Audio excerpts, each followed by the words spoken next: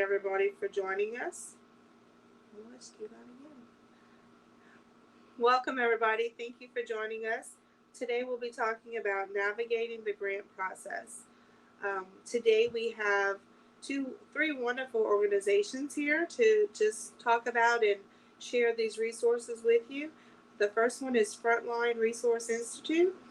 The next one we'll be talking will be Nakodo, and we also have Writing for Green. Um, for um, for today's talk, we will have Aaron and Courtney from Writing for Green, Robert from Nakodo, and myself, Chantel, with Frontline Resource Institute. So today, I would just want to introduce you a little bit about what Frontline Resource Institute is. Um, the nickname for that is free. We do have a small PowerPoint that we'll be sharing. We'll give that a second to come on up.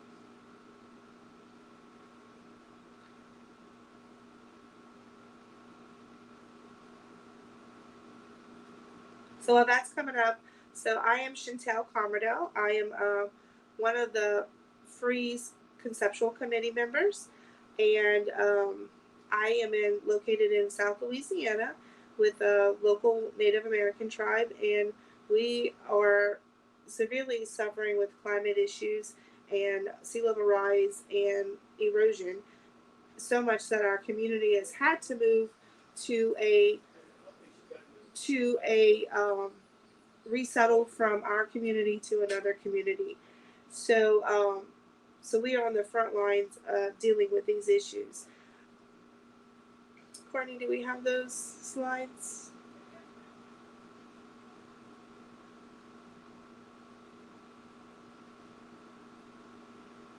Awesome. You can go to the next one, and I'll just introduce you to a little bit about how free formed and what the background is. So Margot Brown, Dr. Margot Brown with the Environmental Defense Fund, she ventured out on what is needed for frontline communities. So she's had over 200 conversations with different frontline communities about what are their challenges, what are their needs, what are the core issues that are affecting frontline communities. She spoke with organizations, academia, philanthropy, federal agencies, federal governments, and one clear theme came out in all of that was capacity. Having the capacity to actually fulfill what these frontline organizations wanted to do. So that's when this idea was formed, and Dr. Brown used EDF to facilitate this, and they convened a group of individuals from across environmental and climate justice, including myself, and other frontline communities to form the conceptual committee.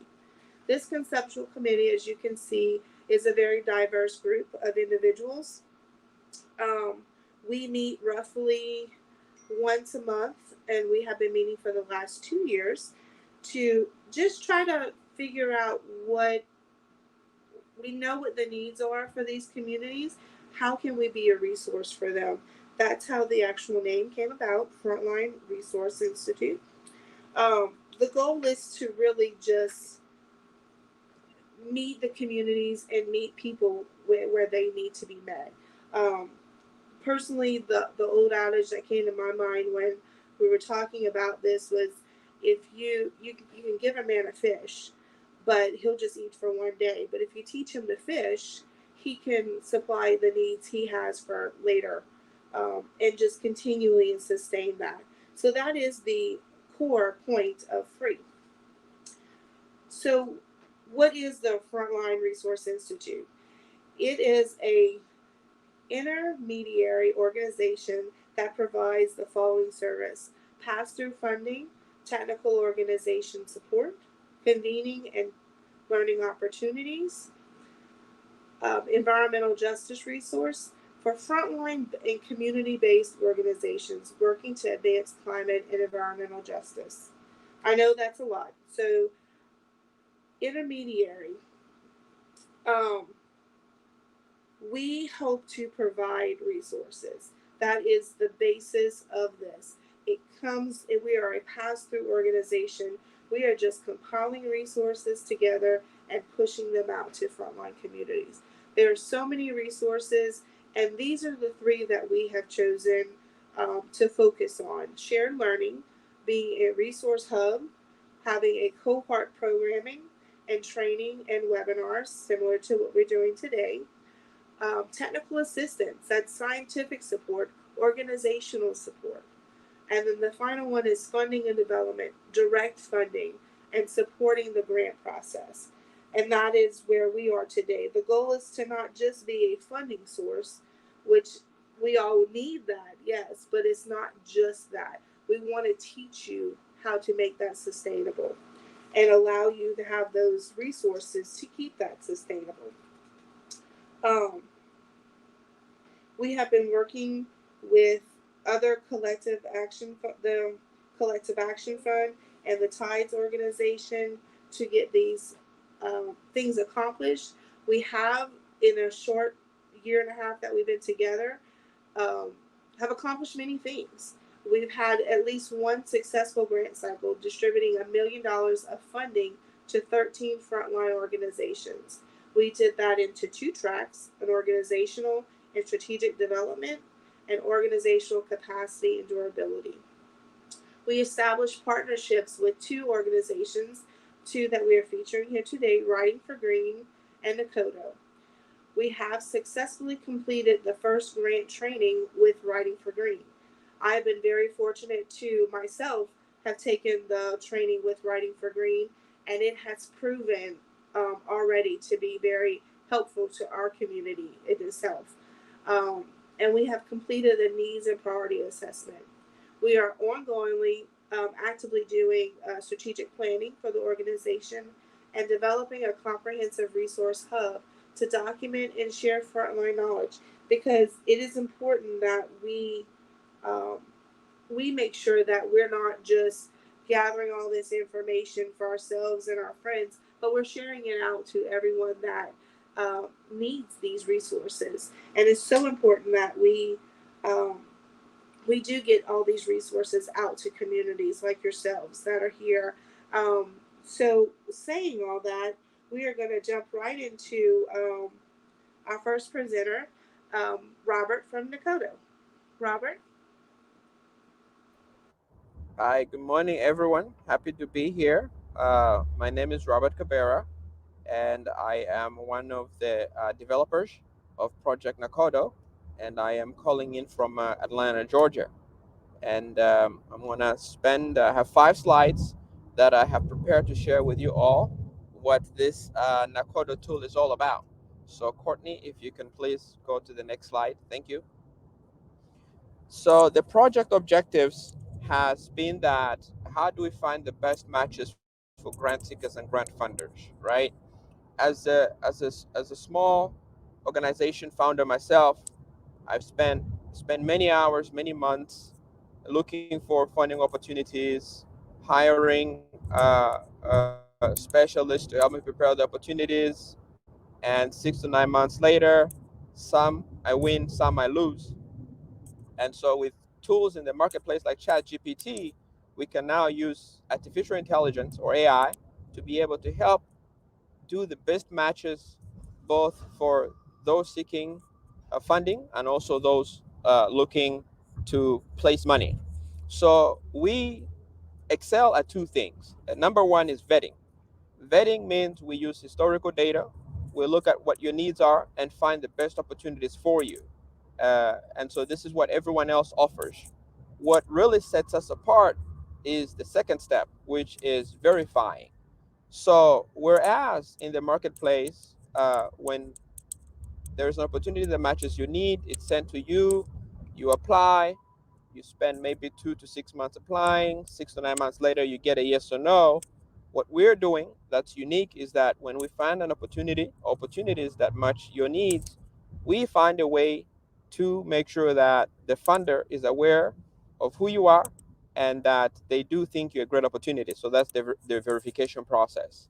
And so only after receiving feedback from the funder do we then recommend to you the funding opportunity. And so, in a summary, we are an AI tool that vets, not only vets, but also verifies funding opportunities. And so that is what we're creating at Nakodo. Next slide, please, Courtney. So how does this work? What's under the hood? It's basically a recommendation engine that leverages key insights for grant matchmaking. So the first thing we've done is we've gone through. We know that the federal government has a lot of money. The EP has a lot of money. The DOE has a lot of money that they have to distribute. But there's somehow a huge disconnect between all that money and us, the folks on the ground. And so we've taken time to look at past historical grant opportunities, 15,000 of them, focused on those that were socially and economically disadvantaged, and see what made them successful and not successful. And what that's allowed us to do is to identify what are the features that have made those successful very successful. And so once we've identified those features, we look at the announcements and we see what attributes each applicant had. And what this allows us to do is to distill the most significant variables so that when you create a profile on Nakodo, you're already putting yourself in the best light to be able to secure funding. And so this is how the engine works. It's a three-step engine. We look at past historical data, we look at the best features for the profile, and based on that, we match those features to different opportunities. So instead of searching, let's say, 10 opportunities, we search tens of thousands of opportunities to see what is the best match for you. And that's step one. Next slide. Step two is what is the impact. As I mentioned, our goal for the user is simple. You spend less time searching for opportunities for you to attain both vetted and verified opportunities. So what does this look like in practice? I have two journeys here. The first journey at the top is the traditional method, which is that, let's say we're now in September, you are at a community-based organizations and you have a need. And so you start searching for opportunities. And so between now and November, you spend 15 hours researching through announcements, and you find three opportunities that you think a sort of a fit for you. You spend 3 hours writing letters of intent, assuming you can do it an hour later. You submit them, and then in February, of those three, you identify to apply to one. Between February and July, when the application is due, you spend 30 hours, roughly 10 hours a month, preparing one application. And come December, because this is a numbers game, you get your results. And because you only apply to one, chances are you don't get it. Now, what does sort of difference does Nakodo make? Several differences. Number one is the fact that instead of searching just those 15 opportunities, because we are an AI machine-based system, we can search, for example, over 1,500 opportunities, and also used past successful applications to generate 15 letters of intent for you. And we do all this at 0 hour investment to you. And so, and we do this by just having you create a profile on our tool that should take less than 5 to 10 minutes. And so, with that information we collect from you, we submit those 15 letters of intent. And let's say you only get invited to a third of those 15, which means you have 5 invitations to do a full application. And all that happens again without you having put any effort in there. And so let's say of those 5 full invitations, we're able to confirm 3. So you now have 90 hours to prepare, instead of one application, 3 full applications. And so you have roughly 7 plus 1, 8 months to prepare those applications versus 6.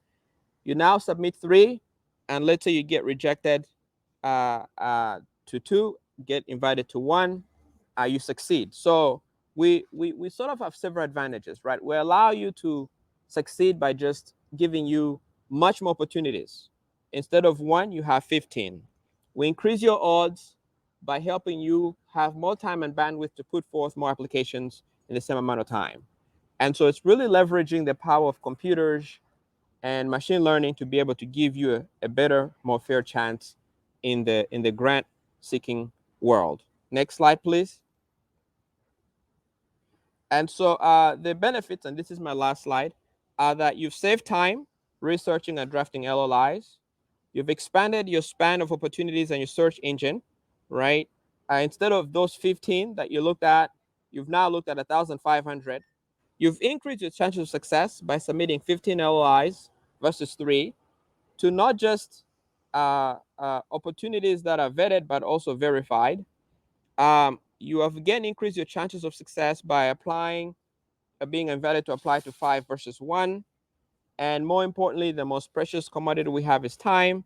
So you now have 6 months versus 3 months to put together 3, not just 1 application, and that increases your odds. So that is our goal, is to help you spend as little time as possible to get as good of a match of finding opportunities as possible, and allow you to apply to more opportunities and hopefully succeed that much more.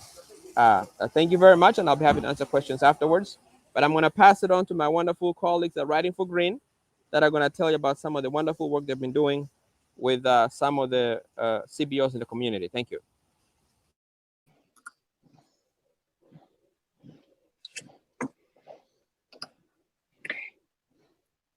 Hi there. My name is Courtney, and I want to take a moment to thank Robert and Chantel for Chantel, first of all, introducing us to Free, and Robert for so clearly describing this new technology in the form of Nakodo.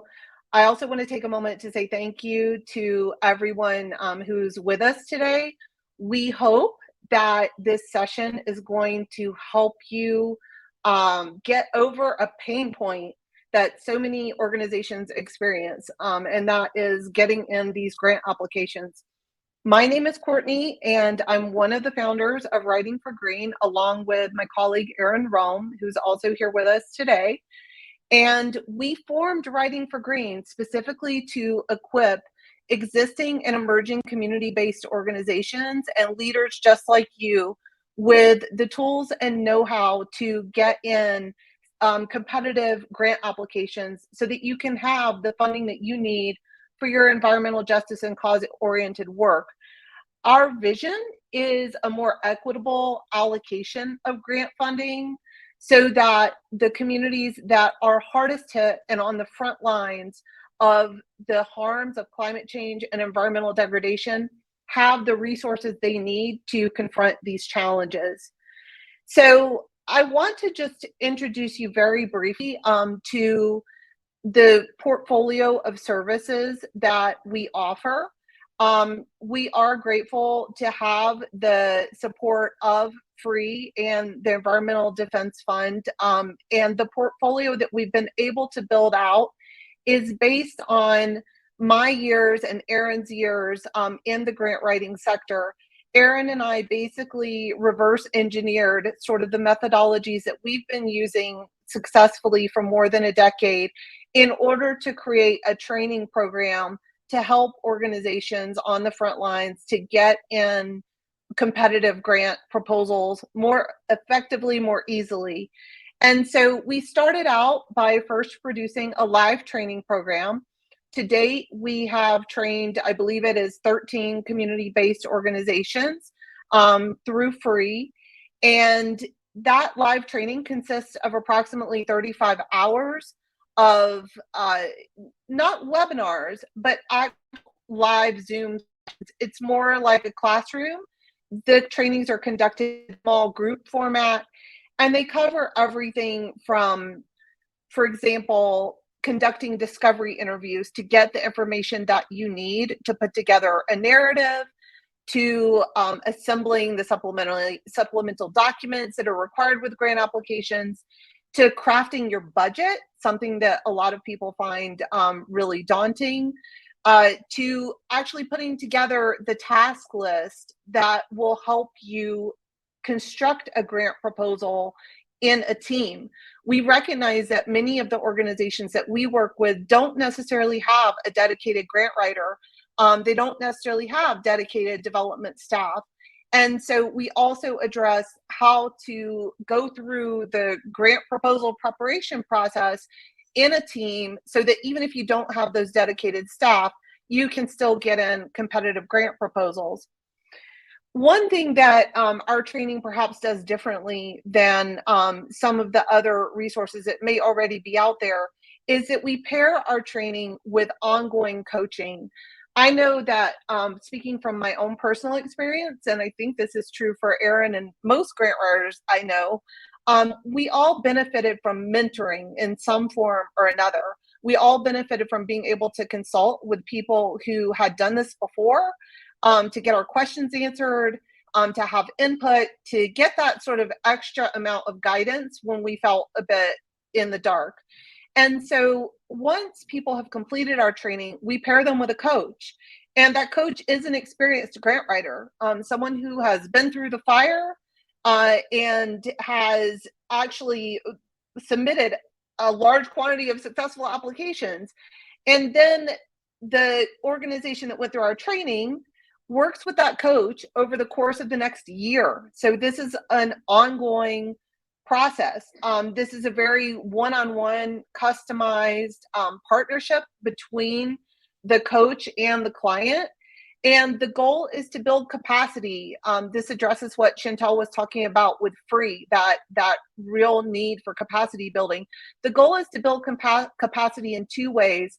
First of all, the coach gives the organization that infusion of some extra hours dedicated to the grant writing process. It doesn't mean that the coach writes the grant organization. There is that extra staff person, so to speak, who's available to help out. And then it's capacity building in the sense that the coaching process provides the person and the organization that went through the training with the opportunity to actually put the skills that they learned in the training into practice. And so hopefully, even if by the end of the coaching process, you don't have more paid development staff, for example, hopefully you're able to get in applications in a much more efficient way. And you're able to effectively choose the funding opportunities for which to apply. And you're able to produce proposals that are more competitive and thus get you more of the good results that you're looking for. We're now in the process of building out, taking our live training and finding ways to make it scalable. And so currently we are putting together a series of video-based lessons. They will essentially cover all of the same competencies that our live training has covered, but they'll do so in a way that is asynchronous so that everybody can take those courses on their own time. And they're done in a way that is segmented so that the person taking the course can go through it at their own speed and according to their own schedule, giving both more flexibility to the individuals who are participating and also allowing us to scale the program and reach more organizations, which obviously is one of our main goals. We do plan to pair the e-learning lessons with coaching. So as you'll see in a presentation that Erin is actually going to go through, the video modules include interactive exercises.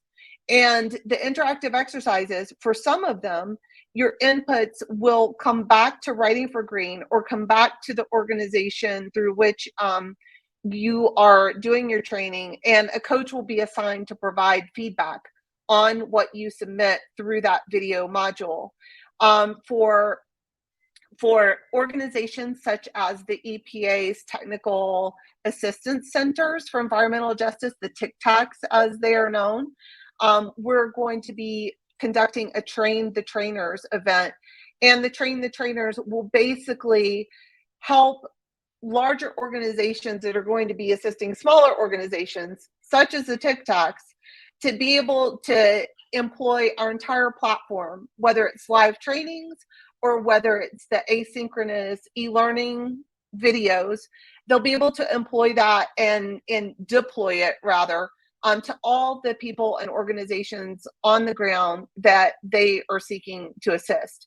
So we hope that this is going to be a way to really bump up the capacity of frontline organizations to get the money that they need to do their own work.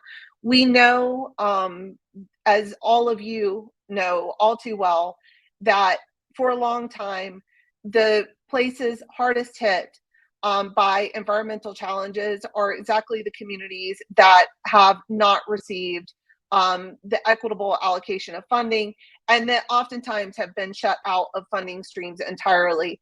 And so both through our training with Writing for Green and through Nakodo, we're hoping to take a step in the direction of making all of these processes more accessible and more equitable, so that all the communities have the ability to address the environmental challenges that they're facing. So with that, I want to turn it over to my colleague, Erin Rome, who is going to take you through one of our brand new video lessons. Erin, take it away. Hello, everybody. Pleasure to be with you all here today. I'm sorry we can't see you. We think there's a few people out there.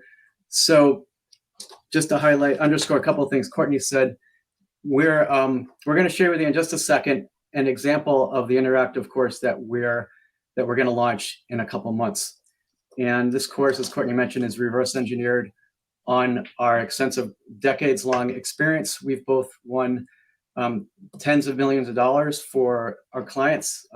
Over the past year and a half, specifically, we've worked with many of the organizations that you all are familiar with from working in the EJ space, like the Bullard Center for Environmental Justice, the Deep South Center for Environmental Justice, Bigs and Greens, Green Latinos, and many others. And we've been honored to be able to help them and serve them and help build the capacity of their organizations. And we're thinking continuously about ways that we can replicate our approach and bring it to more people. So we're gonna, I'm gonna share my screen, and we are going to take you through one of our lessons for our asynchronous course.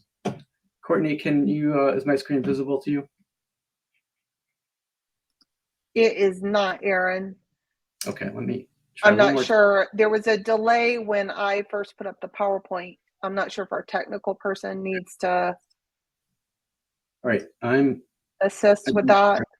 Okay, well, I'm going to assume it's being shared. So we're gonna play through this slide. It's about the video is about 15 minutes long, and there's a couple interactive exercises in here which I'll walk you through as well, and then we'll continue. So Erin, I'm doubting that it's actually being shared. If you like, I can share from my screen. Oh, there it is. Never mind.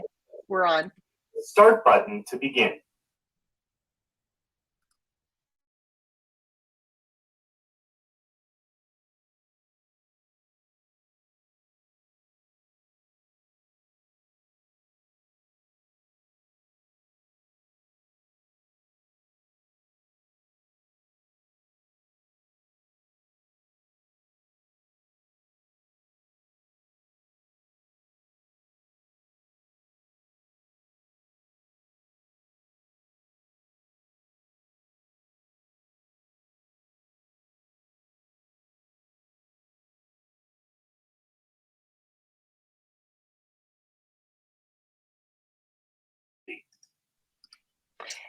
Erin, I think we're having trouble hearing any of your audio.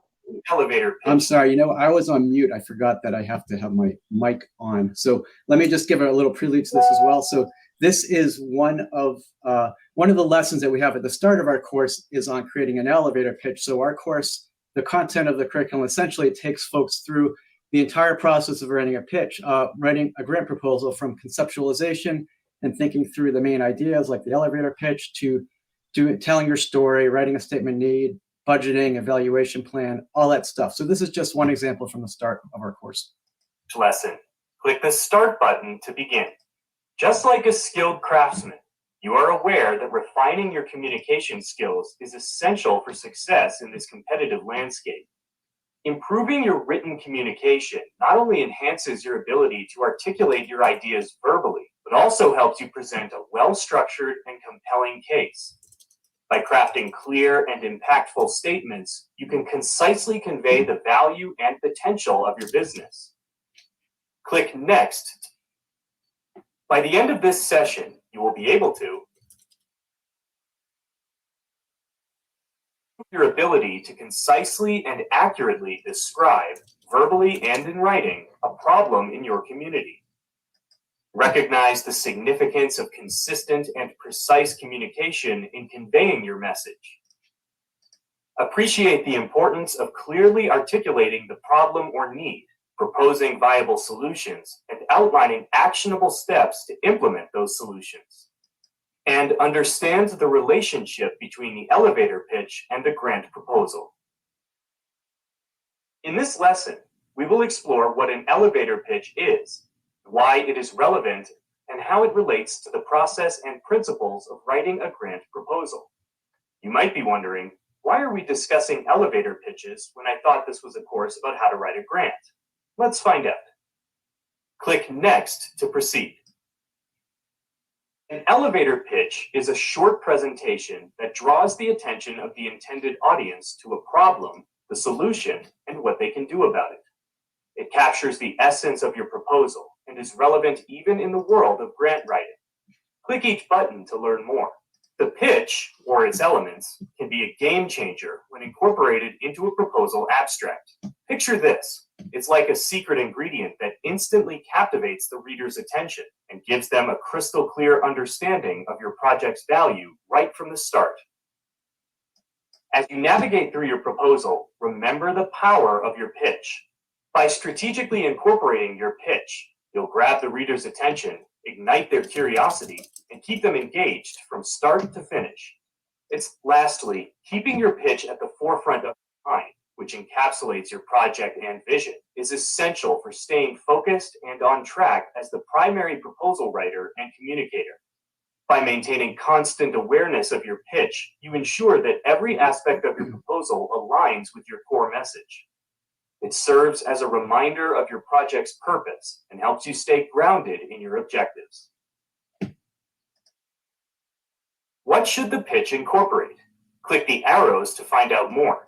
When delivering a pitch, whether verbally or in written form, it is good practice to be succinct and direct.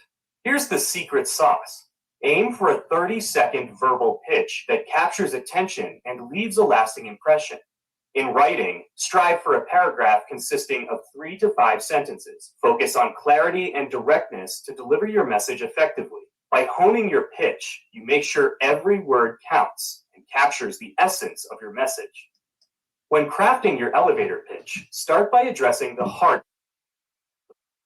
This is where you paint a vivid picture of the population you aim to help, making it crystal clear who stands to benefit.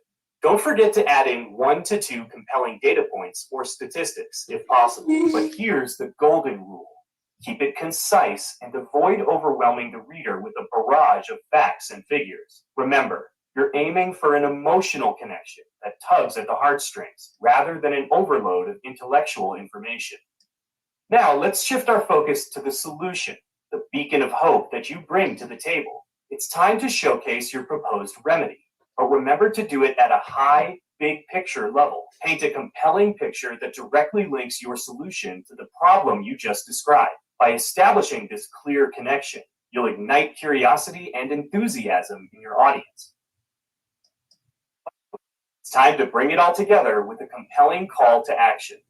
Remember, your call to action has an immediate impact, so make it exciting. Leave the reader eager to learn more and fully immerse themselves in your proposal. In the context of a fundraising pitch or grant proposal, this is where you get to inspire the reader to support your organization's work through a meaningful financial investment. It's about inviting them to join your mission and make a real difference. Click Next to proceed. Knowing what not to include in a pitch is as important as what you choose to include. When crafting your elevator pitch, avoid using exaggeration, ambiguous statements, or assertions which cannot be easily substantiated. Instead, emphasize the concrete, measurable aspects of the proposal. Remember, authenticity and credibility are the key ingredients here. By staying true to the facts and being transparent, you build trust with your audience and ensure that your pitch resonates on solid ground. So let's keep it real, genuine, and compelling, leaving no room for doubt or uncertainty in your pitch. Click. Lastly, always tailor your pitch to your audience. By understanding your audience, you can adapt your pitch's language, tone, and emphasis to create a genuine and powerful connection. It's about speaking their language, getting with their needs and aspirations, and engaging them on a deeper level. Click Next to proceed. Please take a moment to read this elevator pitch. In the space provided below, make a list of the things that are lacking or missing from this pitch. Base your list on the criteria we discussed above. A good elevator pitch should include a statement of the problem, a proposed solution, and a call to action. It should be compelling and motivate the audience, whomever that may be, to take action. Also, as we discussed, it should not contain exaggerated statements that cannot be substantiated or be ambiguous. Please take as much time as you need to create your list. Once you are done, click the Submit button. So this is an example of how we build interactivity even into our online coursework. And for students who are matched with a coach, which hopefully will be every student who takes the asynchronous course, that coach will give feedback on all the writing assignments as well. So we're not sending out people essentially on a life raft all by themselves. We're still giving them some support. Great job. Let's take a moment and review the elevator pitch example you just looked at and identify some things that are wrong with it. Your list may have included some, all, or none of these items, and that is okay. Click the arrow to proceed. First, the problem statement is too broad. There are no details about the factories or the types of pollution involved. There were also no details on their programs. The language used in asking for support is weak. There were no details on how they will fix the problem. Lastly, it was not clear which community they are supporting. Click Next to proceed. Here is a short quiz to check what you have learned so far. Choose the best answers, then click the Submit button. Click Next to proceed. Which of the following should be included in an elevator pitch? Drag and drop your answers in the correct boxes. So we all know how difficult these online courses can be. So we do our best to make these interesting and engaging with, we gamify different aspects of the course so people are active. Oh, you were close. Do you want to try again? Try again. And in doing so, we believe it helps people stay focused and absorb the information that we're working to convey more effectively. So let's see if I can get it right this time. Problem statement, solution, call to action should be in a pitch. Correct. Yes, I got it. In which sections of a grant proposal might you use your pitch? Drag and drop your answers on the desk. Shit. Oh, you were close. Do you want to try again?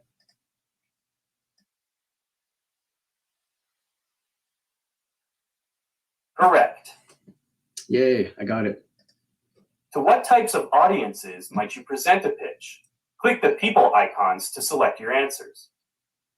So we always try to put in context whatever the subject matter is in the lesson and bring it back to how it relates to putting a proposal together. So creating an elevator pitch may not immediately become apparent, like, well, how is this related to writing a grant? But these are all little steps that we have found as part of our process that we go through, and and for that reason we've decided to include these things in our trainings. Correct. Now, we ask that you practice by writing a short pitch about a problem and solution of your choice. Your topic could be based on an existing program or idea for a program that your organization is developing, or it can be fictional. Your pitch should be about 4 to 6 sentences, and if someone were to read it aloud, it should take about 30 to 60 seconds. Write your pitch in the space, and be sure to submit when you are finished to enable you to move on to the next lesson. If If you have been assigned a grant writing coach, that individual will provide written feedback on your assignment. For additional guidance during this exercise and for future reference, you may download our elevator pitch tips doc. Oops, sorry. So embedded in a lot of the sessions are supplemental materials, which can be seen on screen as reference. And they're also going to be accessible via course materials tab, which will be on the navigation menu here as well. So this is another example of how we incorporate coaching into this. So every lesson, even the online lessons, have at least one writing exercise. That results of that writing exercise are connected through an API to our learning management system. And at that point, the student's coach is alerted. They will give them written feedback and have a conversation to help that student really reflect on what they learned and better apply what they learned in the lesson to their actual work. Before we conclude this lesson, let's do a quick recap, highlighting the relevance of the elevator pitch to the grant proposal and to your role as a grant writer. When you are writing a long and/or complex narrative, it can be easy to lose the connection to the big picture. Sometimes we get so wrapped up in the details, goals, objectives, milestones, measures, data, demographics, staff management, etc., that we forget to tell the story. We forget to remind the reader why the work we are doing is important and worthy of support. Your pitch is the thread that connects all the dots and does so in a very simple, succinct way. You should be reminding the reader about the problem, the solution, and your need for their support throughout the narrative. Use your pitch as a means to get the reader hooked early on in your narrative. And if you do this effectively, you will retain their attention throughout the entire application. Click Next to proceed. Thank you for taking this lesson, and good luck with your elevator pitches. See you in the next lesson.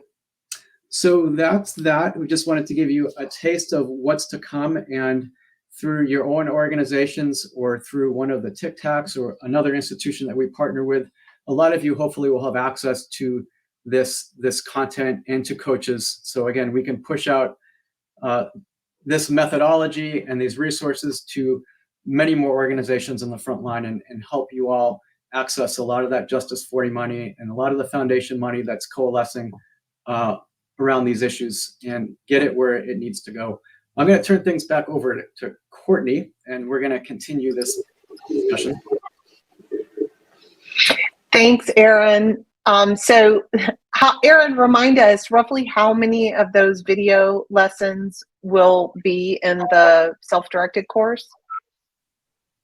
The online course has about 20 lessons, and just to give you a few examples, the elevator pitch, how to tell your story, how to incorporate data into a needs statement, how to write clearly without ambiguity, how to create a simple evaluation plan, how to create a budget and a budget narrative. These are just some examples of what you'll learn or what you'll learn to do better. And Chantel went through this process. So if any of you have questions for her as we get to the question and answer about the effectiveness and the value of it, please feel free to direct those questions to her directly.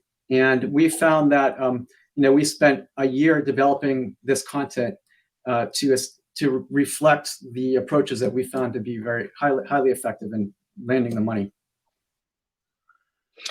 So before we get into the question and answer section, we're going to do a quick exercise that I hope will sort of set the stage for that.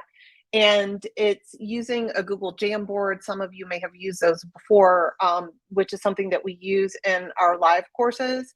In this case, we're going to ask a question and invite you all to type your thoughts into the comments or the chat for this stream. You don't have to actually type into the Jamboard. We'll do that for you.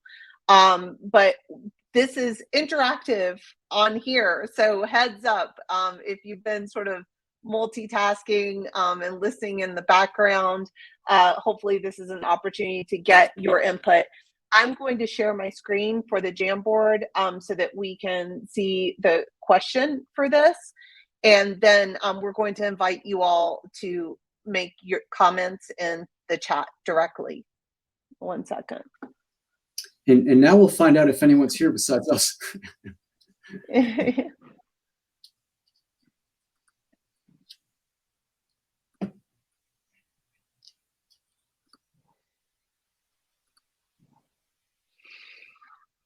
Okay, I am sharing screen. I don't know if you all see that. Can you see it?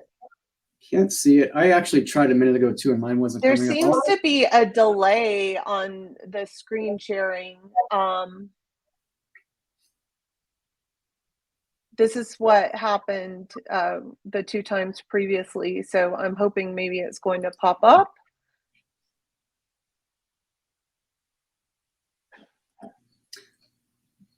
Maybe we could start If by it doesn't pop up, posing a we question. can actually, there it is. Okay, well, and there it went. Okay, so there we go. It keeps coming and going. We're going to introduce the question, and then you all can type into the comments or the chat, and we will put it on the screen for you.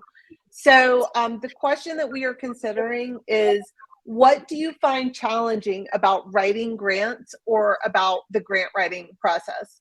What is the particular pain point for you individually or for your organization? Either one of those will be fine. And we're going to use this to sort of inform our Q&A time as well. Courtney, what I could do is okay. There it is. I didn't even touch anything. Mysteries of the streaming, but there we have it. So I know that we have some people watching via YouTube. I hope that you can find the comments for that. I'm seeing some come in here. We're going to just take a couple of moments so people can think for a second. Again, for those who, if anyone is actually there, in the chat, just write a couple words or sentence or whatever, and responding to the following prompt. What do you find challenging about writing grants or the grant writing process? I know this is an issue among every nonprofit that has to raise money, not just in the EJ space, but it's something that we've all confronted. We just want to get some ideas, and then we'll discuss them in just a moment.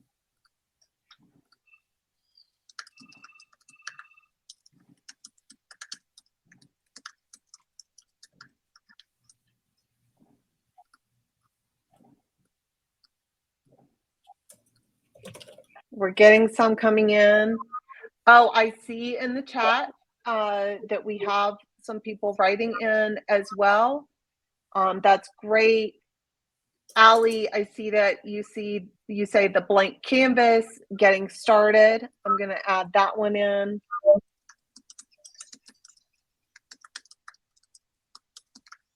That's always a tough one. I'm seeing connecting with funders. Many are invitation only or have narrow programmatic interest. Many do not do EJ. Great points to discuss.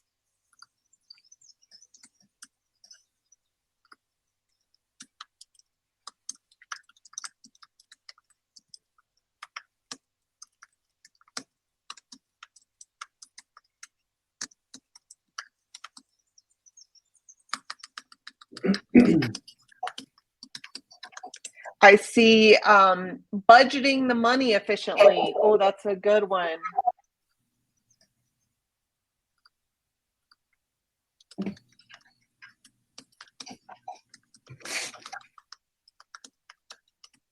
As a new grant writer, Nancy says, knowing the best resources to find grants.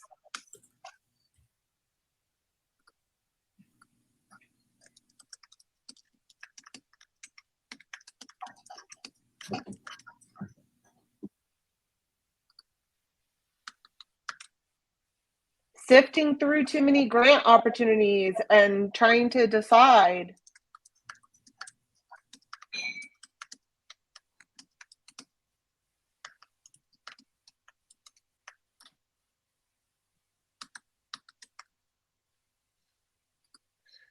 Clearly, oh, that's a good one. Clearly defining outcomes and selling our ideas when the work we want to do is more abstract and less tangible. Yeah, that's one that we've come up against with several organizations.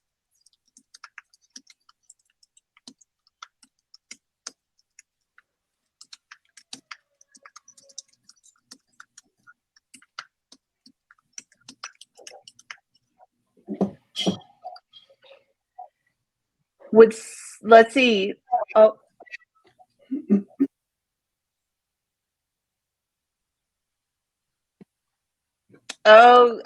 this is an interesting comment from about maybe we can touch on barriers being removed to allow capacity building instead of having to be shovel ready in some of the new funding that's coming down for environmental justice.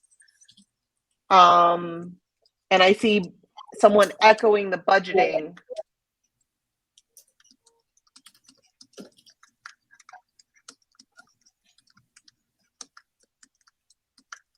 Okay, I think we have quite a lot there.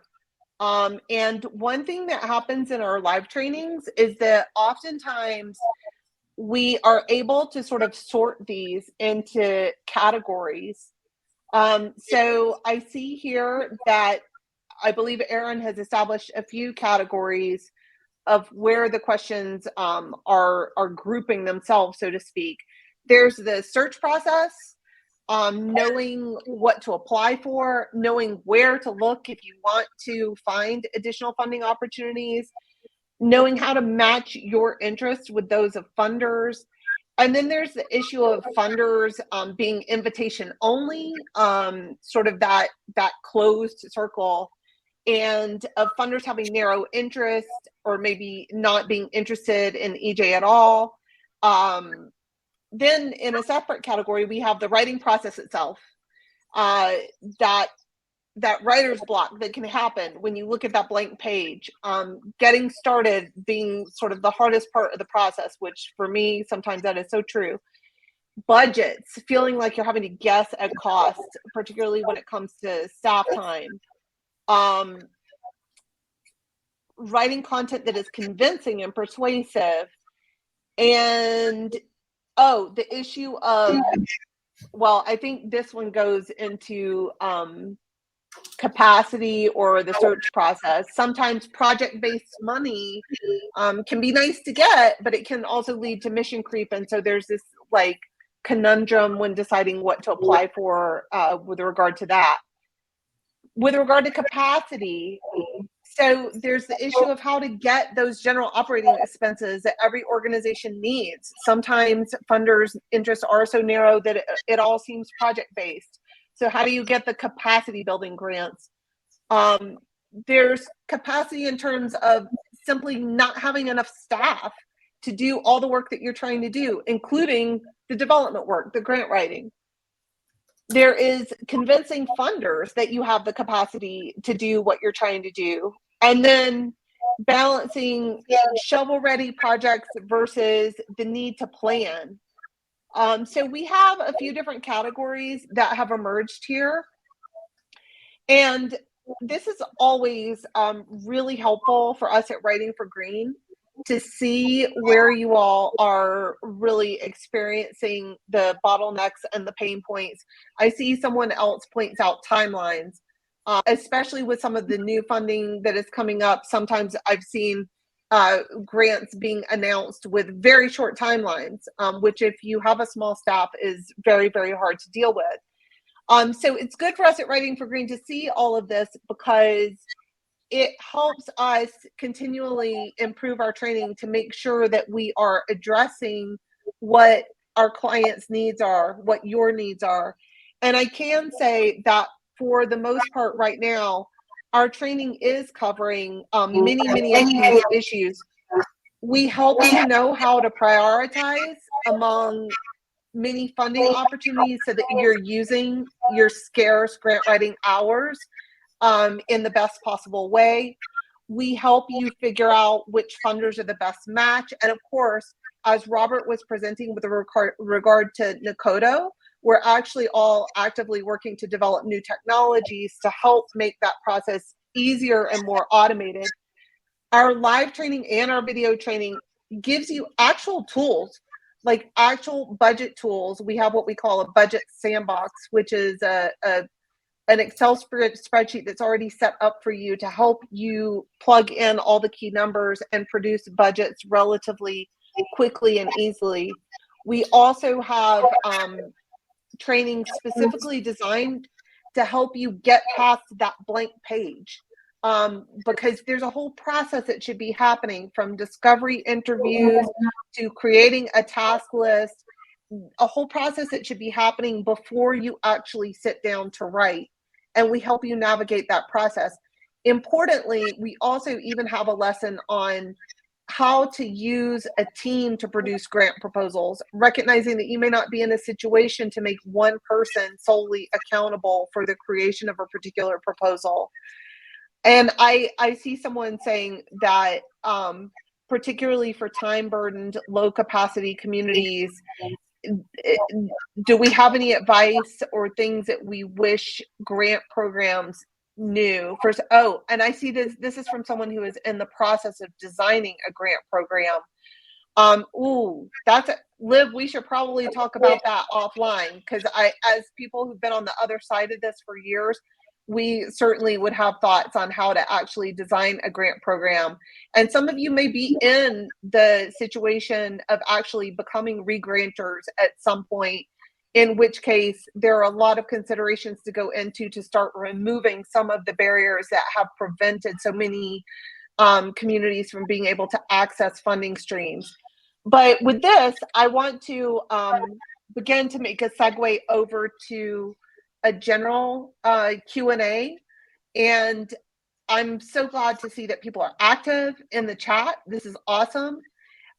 So we kind of have defined a universe of needs, a universe of things that we can talk about here in the Q&A.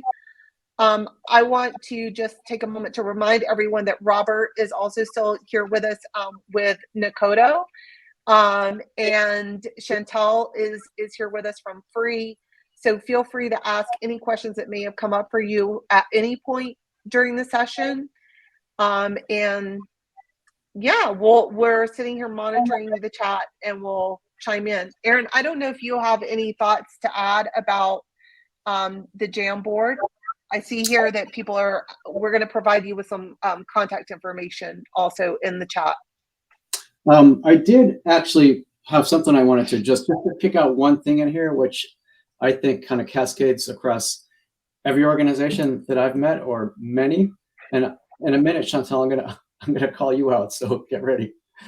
And that's getting started. Like, I find even with myself, a lot of times it's really hard to figure out where to start. And I know Chantel expressed this this challenge to us during our training.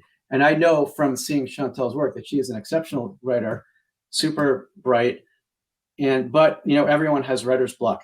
And I just want to kind of hear Chantel's perspective on how having an approach and tools and methods, some of which we teach, and having, whether it's a coach or mentor or a peer that you can talk to. We provide a coach, but it doesn't have to be a coach we provide. It could be someone in your office or someone at a sister organization that you can bounce ideas off. I'm just wondering, Chantel, how do you get over that? When you're looking at a blank page and you're not sure where to start, like what are strategies that you use that have you found to be effective? So yeah, I do love to write, but those first few lines are the hardest thing to get on there. So I do a few things. I just kind of start throwing some ideas together and then seeing where things start to collaborate together. But also, one thing, since I've done the training, having that elevator pitch. I still have mine that I wrote in our training, and that gives me a focus point to actually start with and say, okay, how does this particular grant flow into that elevator pitch and our overall reaching goal for our organization? And so that gives me that launching point to say, okay, I'm pulling these things out. So the training has given me some wonderful tools to get started, but I think is clearly the first step. knowing where you want to go, your organization wants to go, and having that written down and starting with that and just build off of that has always proven to help me. I love, yeah, and that's actually, it's not maybe apparent to everyone when you look at an elevator pitch lesson, you're like, why is that part of our grant? And it's because that is a starting point. It can frame everything. If you can tell yourself or tell someone you don't know in 30 seconds or less what it is that you're all about in a convincing way, everything is going to kind of flow from that, or it can flow from that. So that can sort of, having that big picture perspective oftentimes I find is a good way to start.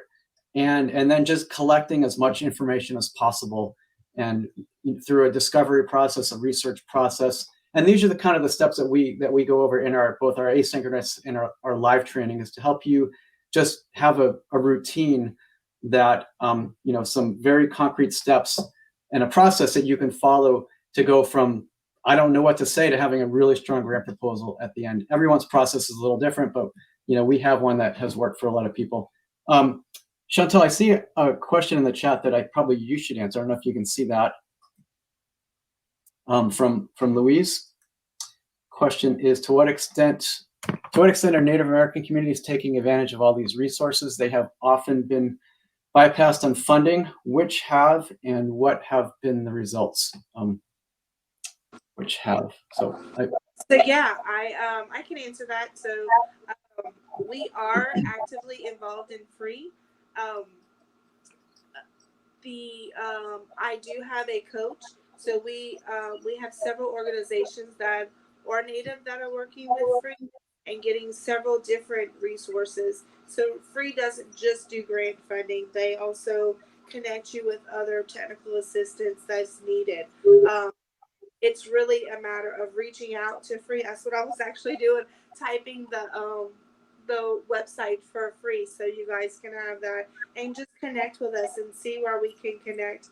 We're trying to reach out to other Native organizations just to get word out that they have these resources. So it's just a matter of connecting with communities and specifically Native communities to be able to get out to them that we have these opportunities for you. How can we help better assist you with those to get those opportunities?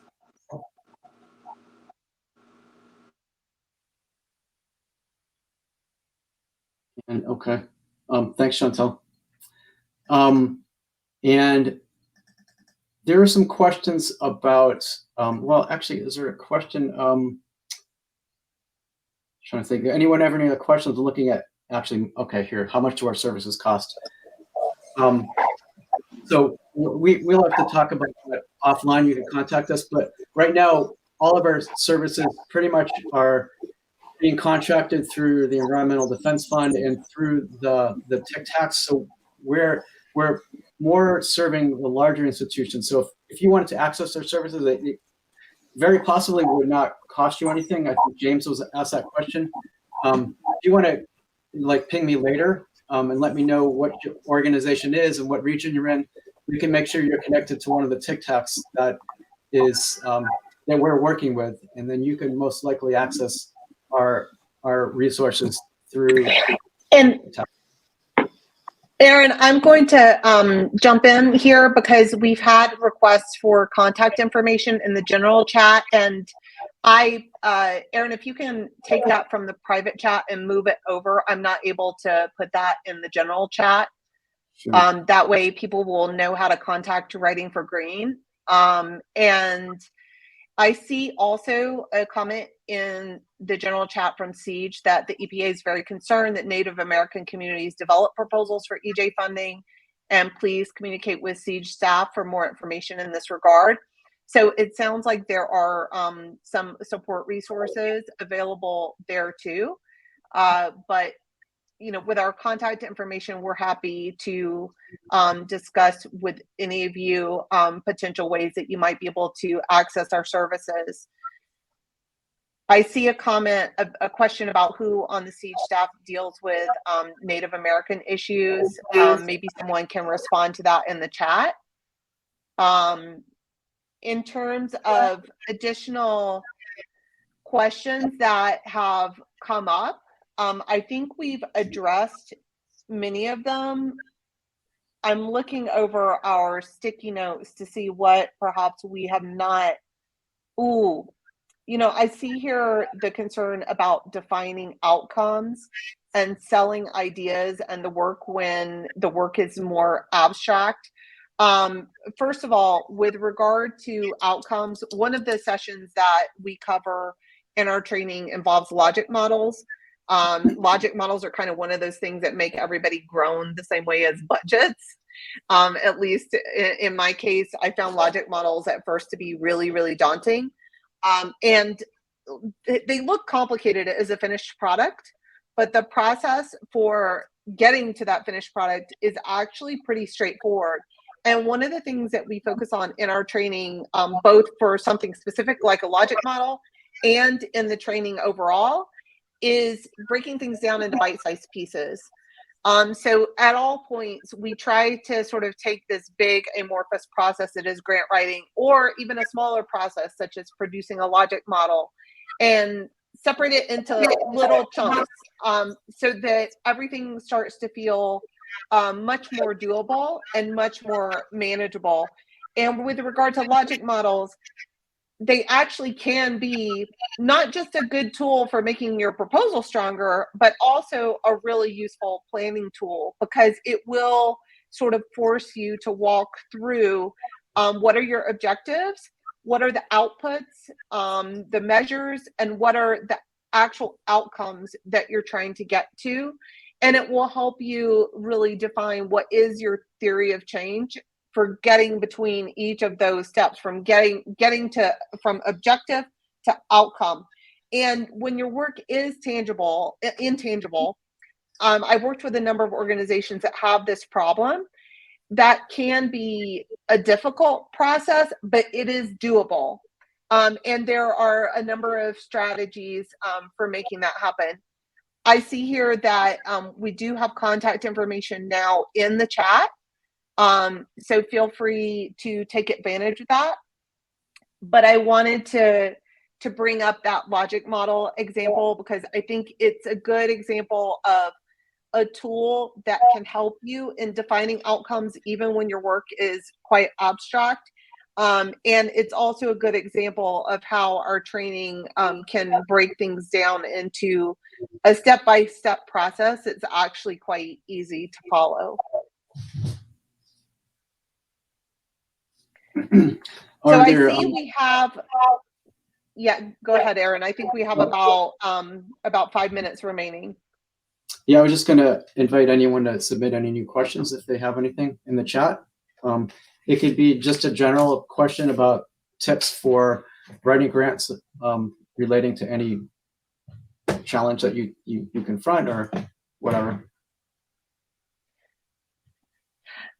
I also want to just jump in while we look and see if you have additional questions, and say that our training also does provide tips on writing better in general.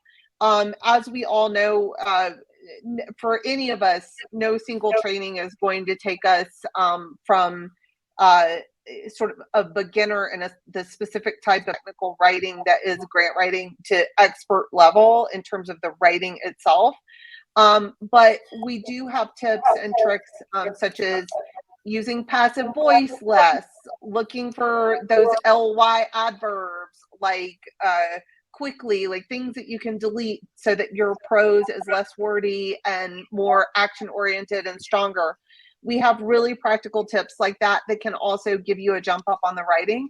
I know that AI is something that is on everyone's minds. We hope to be able to, as Robert described, use that in really positive ways in terms of making the process of figuring out which grants to apply for and actually getting that ball rolling easier. But we also are aware that many of you are contemplating how to use AI as part of preparing grant proposals. And that's something that we can address too. There are ways in which it can be used productively. But in the end, there's a lot of pitfalls to watch out for as well. And it sort of doesn't take the place of the process that you're still going to have to go through in order to create the end proposal. You're still going to need to find the information that needs to be in the narrative, and a lot of times that means actually interviewing people and that sort of thing. So while it can be a really useful tool, and a tool that in some ways might create more equity, in some ways make inequitable situations worse, it could go both ways. It still is not a substitute for the process itself and for what you'll need to do in order to create that persuasive proposal. But these are all topics that we plan to address for people who take our trainings. So I think We have a couple minutes. Does somebody want to? There was a lot of things on how to look for grants, where and how. Is there some quick resources that y'all can share for folks to jot down where they can quickly help find some resources? Erin, I don't know if you want to address that question. I mean, we can name a few places. I hesitate to do that because a Google search will reveal the obvious ones, and I don't want to sort of be providing an endorsement of some of them. Here's what I will tell you. In my experience as a grant writer, the databases that are out there that you can pay to subscribe to have been of limited utility to me. I will not say no utility.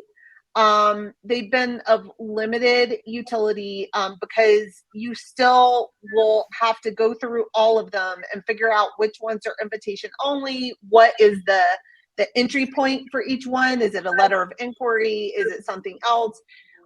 And that's a lot of that information that you can find out on your own as well.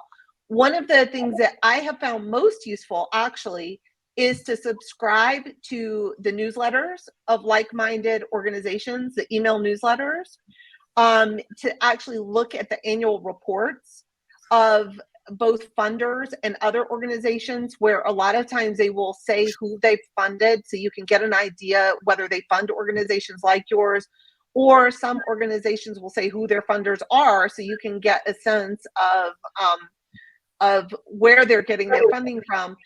I would also encourage, and I know that this is new, but it's happening more and more within the nonprofit sector.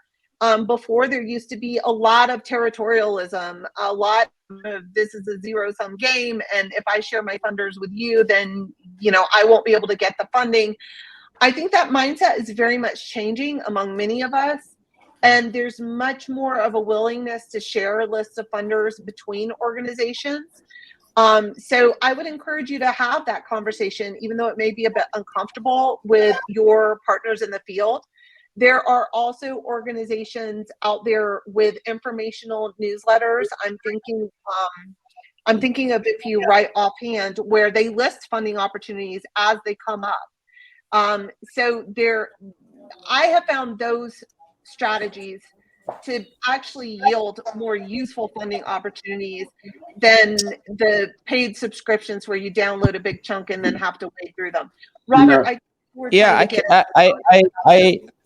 one thing I will add, an obvious sort of resources.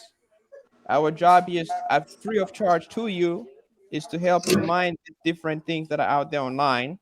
So the one call to action I have for everyone in attendance is you go to nakodo.ai and you sign up. There's a button that says join early bird, be one of the early users, and hopefully your questions around the search process, optimizing your time and energy, we can hopefully help you solve for some of those things so that you can spend majority of your time with folks like Courtney and Aaron, putting together the best pitch for the right opportunities. So I would say go to Nakodo, Nakodo.ai, click that button that says join early bird. It will be ready for use in a couple of weeks. And some of these things around, being efficient with time and researching, we think we may be able to help you work through some of those. Thanks. So I just want to add something, Courtney. The reason why I kept my mouth shut when the question was posed, how do you, where do you go to find resources and good matches, is because I've used all the big players out there, Instrumental and Candid, which is Formula Foundation Center Online, and Grant Watch, and I spent a lot of money and spent a lot of time. The results were basically useless, which is why we launched or are launching Nakodo with a prototype coming out, as Robert mentioned, in a couple months. And the idea is to completely turn everything on its head that as it relates to grant finding and grant matching, so that we're going to be using machine learning and a whole different approach to match your organization with funders, not just simple enter a few parameters and we'll start your database and give you a list, but really in-depth, complex, sophisticated algorithms that are going to be driving this matching process. So the results are going to be higher quality, and this is going to be free to all frontline organizations. And I think there's going to be a lot of interest, and if there is, we're going to use that interest to drive demand among the institutions, such as the large foundation funders and government agencies, so that they see the value in this and they are willing to tweak the way that they do business too, in terms of finding organizations to give their funds to. So we have big plans because, frankly, the tools that we've used to find grant opportunities are just not very, very good. So that's coming. Over the next several months to a year, you'll see a lot of progress in that front. Thank you so much, you guys. We want to thank everybody. We are unfortunately out of time. So please see our websites, frontlineresourceinstitute.org, Nakodo.ai, and writingforgreen.com. Thank you so much for joining us today. Thanks, Chantel. Thank you.